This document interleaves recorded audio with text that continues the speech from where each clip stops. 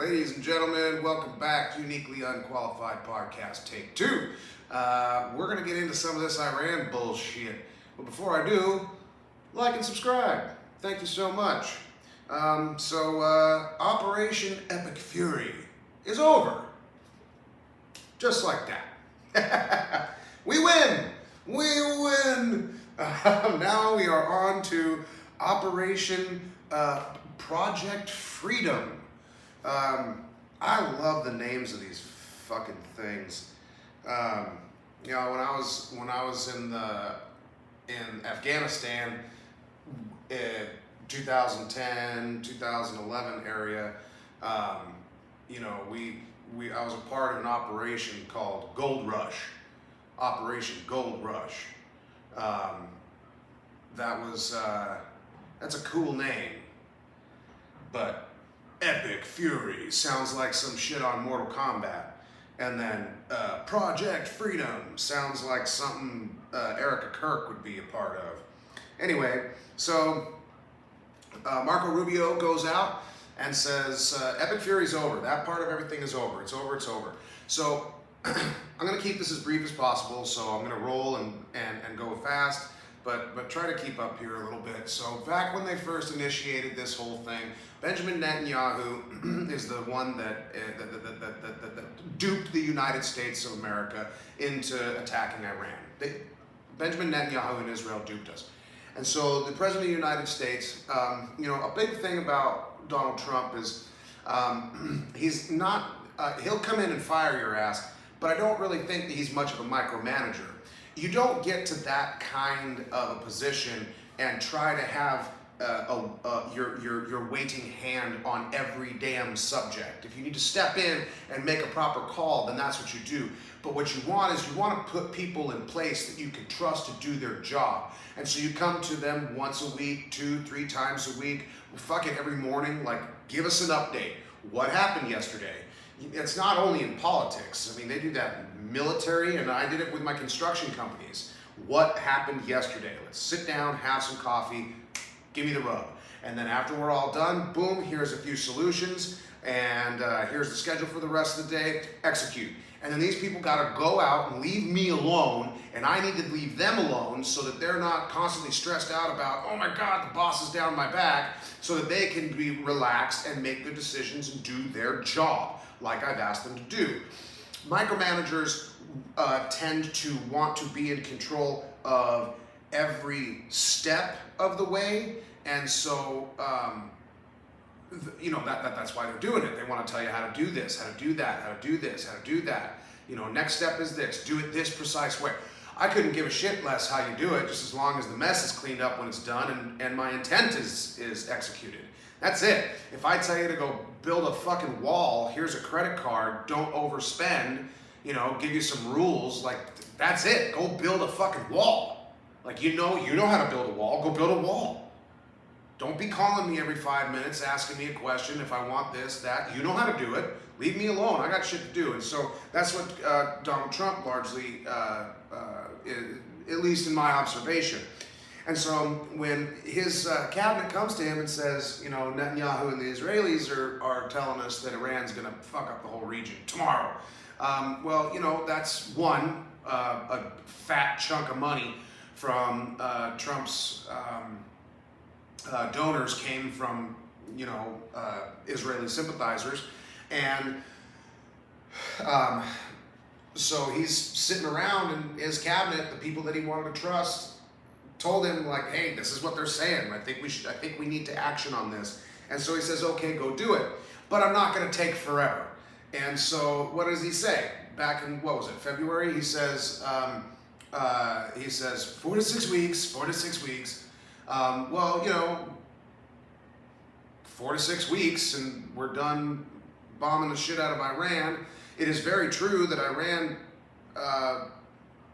basically took out, 13 or 16, something like that, military bases in the region. They weren't very far away from Iran, but there's service members and people that were at these bases and places like Qatar and Bahrain and name a couple others. They said that it was very targeted, big old heavy barrage. And there's a lot of influencers, podcasters, etc. that say, oh, the U.S. looks like we've lost this war. You can win a battle and lose a war, right? So if the battle is the U.S. strikes you and then, oh shit, we got to come back with a vengeance and bomb whatever we can that we can get our hands on. Okay, fine. But what's the war? The war is the oil and the influence. And where do we sit today? As of this morning, what's the date today? The 6th. We're on the 6th, Wednesday, May 6th. And what was it? This morning or last night or somewhere in the very, very, very recent past, Donald Trump says that they're going to place a brief pause on this Project Freedom because, I got a phone call, the Iranians want to talk. So, anyway, so this is what I think is going down. So he said 4 to 6 weeks. It was a hair more than that, just shelling and bombing Iran. Okay, so if they're really calling Epic Fury over, and because and we started to hear this. We started to hear it when we were trying to look for a ceasefire and peace talks and all that sort of stuff. Netanyahu kept violating, some of the tenets of these ceasefires. And, America would announce a ceasefire and Israel would lob a rocket into Lebanon or, something. And then Iran would say, hey, y'all are violating this ceasefire. It's like, well, America isn't violating the ceasefire. These fucking pricks over here are violating the ceasefire. And so, yeah, America might have had their agenda, and the American public would not stand for boots on the ground invasion in Iran. Like, shame on the fucking news media and any of the cabinet officials to even mention the possibility. Just take it off the fucking table. If you're gonna launch rockets and blow the piss out of a country, then go do that, I guess. But don't just bog yourself down. We have not forgotten Iraq and Afghanistan. I don't remember who said it. Reagan said it, right? Was it Reagan? When he was saying, basically the American people are over Vietnam. No, we're not. We're not over any of this shit. When we talk about the problems in the Middle East and Afghanistan, Iraq, for people in Afghanistan, we call that our modern Vietnam. What the fuck are we doing here? You go back. I was there multiple times. And, each time I'm back there, it's like, wasn't I just here and it was cleaner? So, what are we doing? The rules on the troops get even more crazy and your hands are tied in situations and blah, blah, blah. So, yes, we do remember Vietnam. We don't want to do it again. We do remember Iraq. We don't want to do it. We remember Afghanistan. We don't want to do it again. We sure as fuck don't want to do it in that part of the fucking world again. So, there was never going to be any support. There is no amount of, because the legacy media is dead. It's dead. Fox News is carrying the torch. They've got the lead. But when you look at their, ratings, they're abysmal compared to, other independent pundits or independent news channels.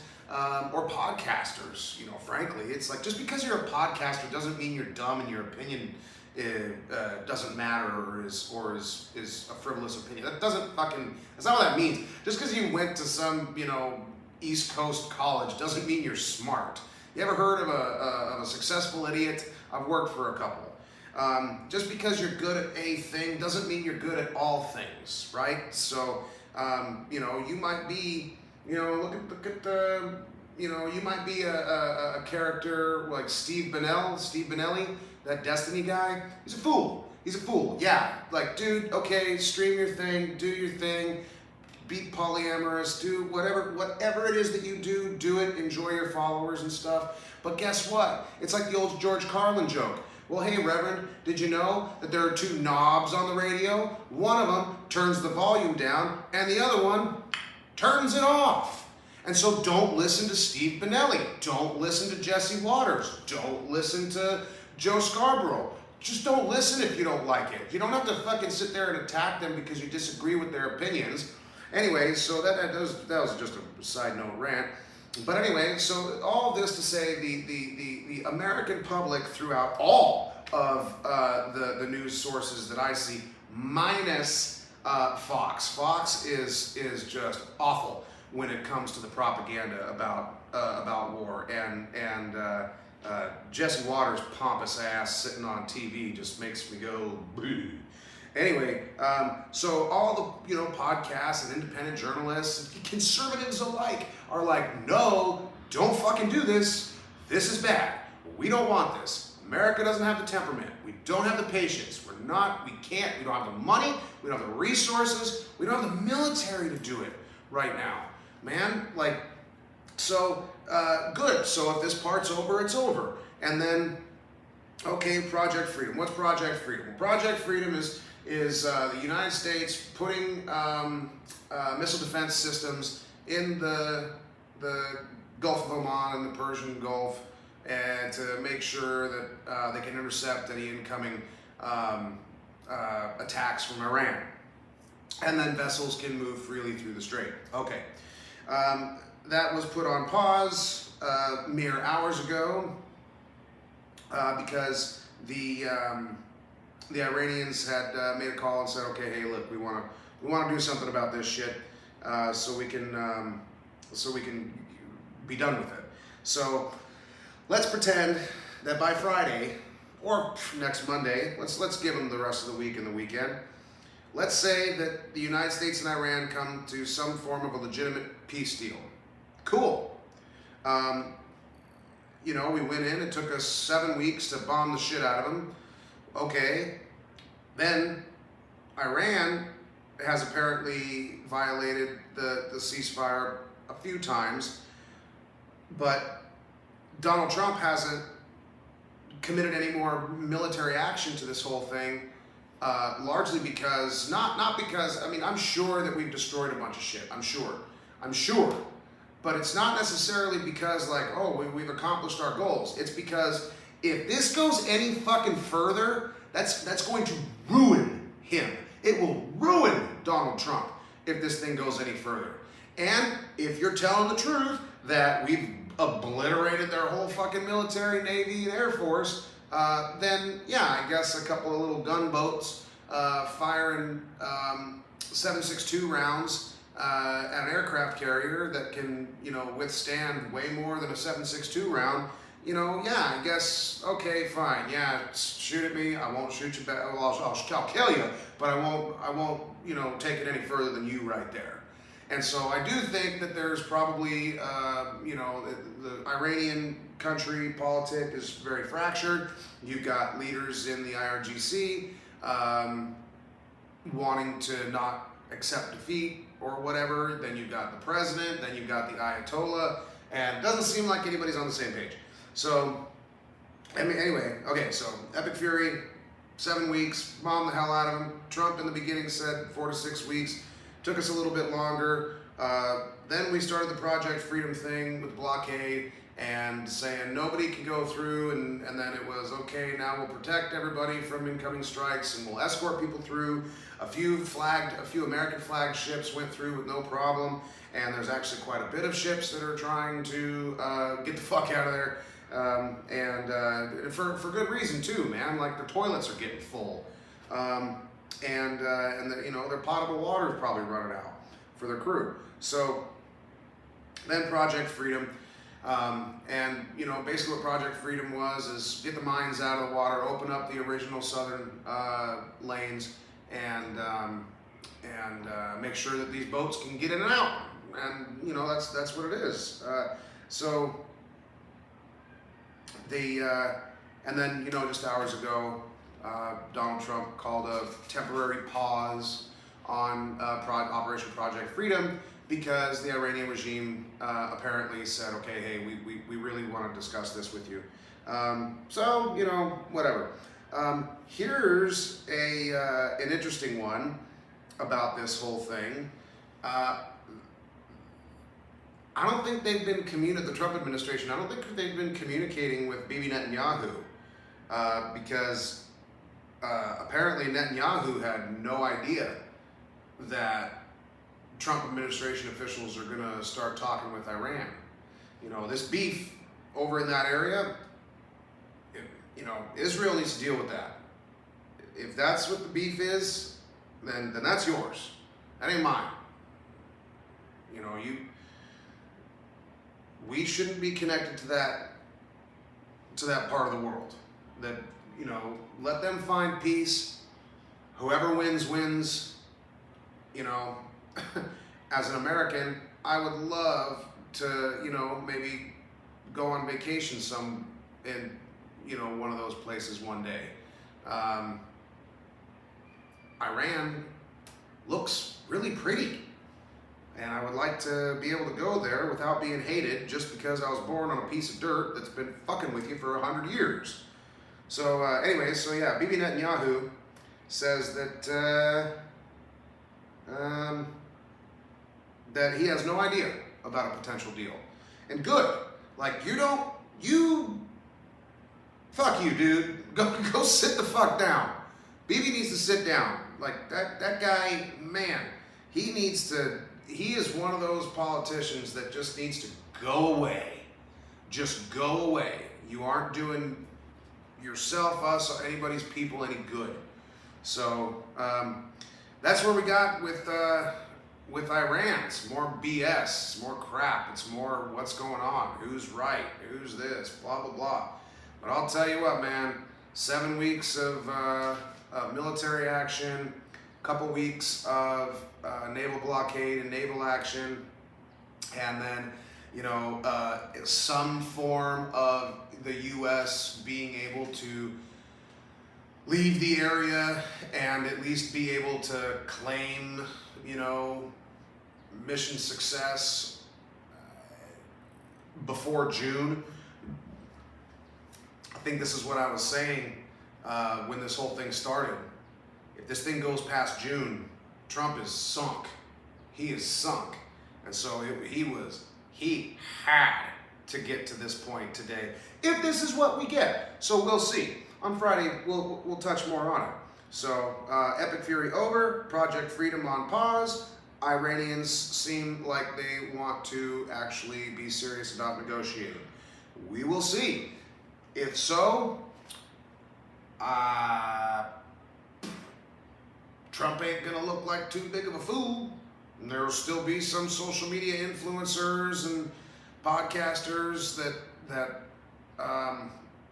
they won't forget about this, and they'll say that it was awful, and they'll make sure to remind everybody of it, and I won't ever forget about it. But by and large, the voting public is going to say, remember that Iran thing? Oh yeah, it lasted a couple weeks, and we won, he got it. It wasn't like Iraq, we did it, right? And that's what you're going to get from the voting bloc in regards to the reaction of Iran, especially if it doesn't go past June. So anyway, folks, that's what we got on Iran. So thank you very much for watching Uniquely Unqualified Podcast Take Two. Don't forget to like and subscribe, and we will see y'all next time.